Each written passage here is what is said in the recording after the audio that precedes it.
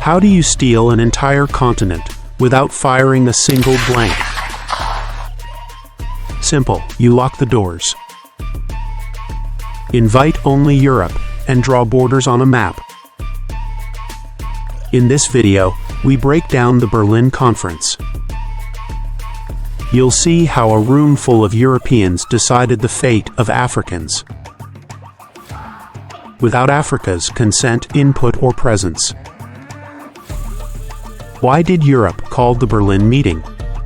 By the 1880s, Europe faced a growing problem. Not from Africa, but from within its own ranks. Each European power was racing to claim more land. Africa's gold, rubber, diamonds, and rivers had become the new prize. Every nation wanted more ports, more territory, more control. But their ambitions started to collide. France and Britain laid claim to the same regions. Portugal clashed with Germany over territory. Tensions rose quickly. No one wanted a European war to break out on African soil. So instead of fighting, they turned to strategy. Germany stepped in to take the lead. In 1884, Chancellor Otto von Bismarck invited Europe's major powers to a meeting in Berlin. Britain, France, Belgium, Spain, Portugal, Italy, and Germany all took their seats at the table. They didn't come to explore. They weren't there to negotiate with Africa. They came to divide it. For months, European leaders sat around polished tables, studying maps of a continent most of them had never stepped foot on. They were not kings or generals. They were diplomats, politicians, and colonial officials. Their goal wasn't discovery, it was control. 14 nations were represented. From the global empires to the rising powers, each came ready to claim their share. The men in Berlin saw Africa as theirs to rule, believing they were superior and destined to lead.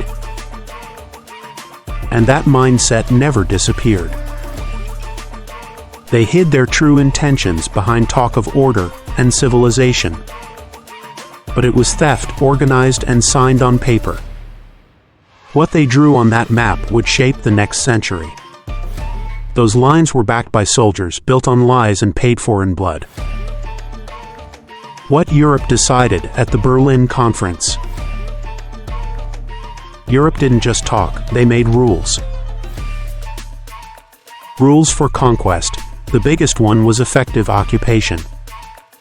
If a country claimed land, it had to prove control. Not just on paper, but on the ground. That changed everything. Flags had to go up, and treaties had to be signed. Soldiers had to be sent, whether the people agreed or not. This rule turned ambition into action. Europe didn't care who lived where. They didn't ask which kingdoms ruled, they just drew lines. Straight through cultures, languages, and lives. One river might cut 3 ways. One tribe split across 4 colonies. One people claimed by different flags. This was just the beginning. The Berlin Conference didn't just carve up land. It carved up futures and broke systems that still haven't been rebuilt. The borders they drew, still there. The conflicts they caused, still ongoing. The wealth they took, still missing. Africa wasn't just divided. It was handed over without consent, without defense, and without a voice.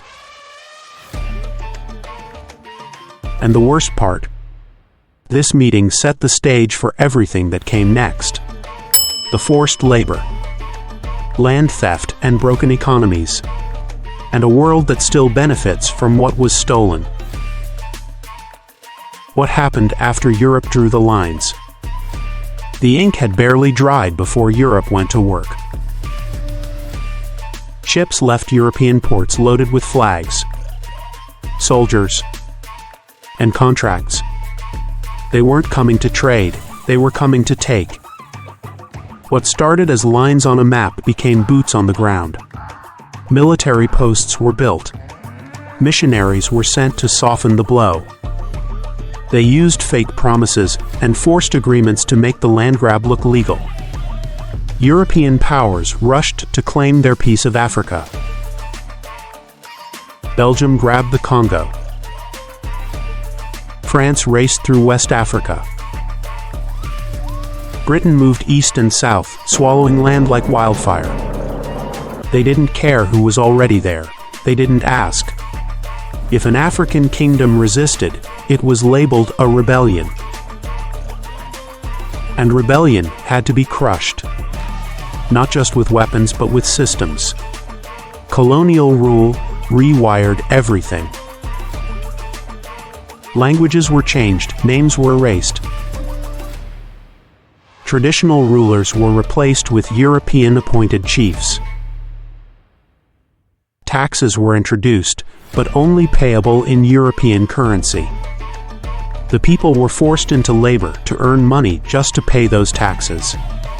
They were made to work their own land, but for someone else's gain. How the borders broke Africa. One border forced historic rivals to live under one rule. In Nigeria, the British forced more than 250 ethnic groups into a single colony. The Hausa, Igbo, Yoruba, and others.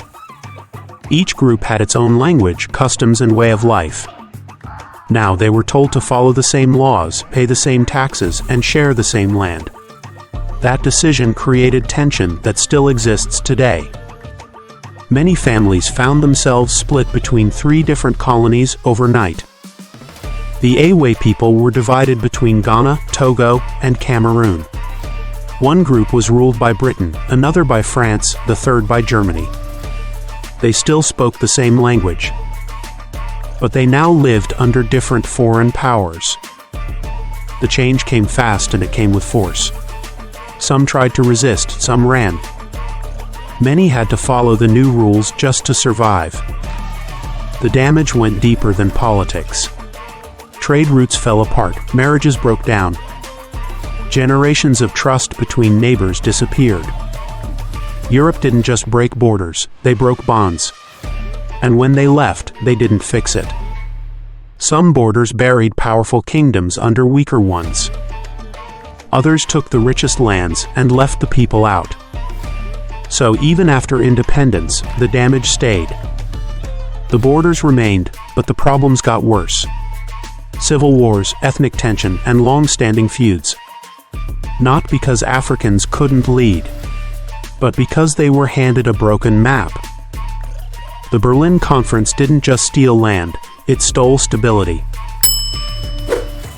That's a wrap, history seekers. If you haven't seen Africa Wasn't Poor, that's why Europe took it. Watch it next. It shows why Europe wanted Africa in the first place. And how the story really begins.